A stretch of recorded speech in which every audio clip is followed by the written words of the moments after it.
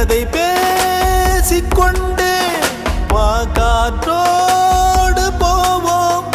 உரையாடல் தீர்ந்தாலும் உன் மௌனங்கள் போதும். இந்த புல் பூண்டும் பறவையும் நாமும் போதாதா? இனி பூலோகம் முழுதும் அழகாய் போகாதா? முதல் முறை வாழ பிடிக்குதே, முதல் முறை வெளிச்சம் பிறக்க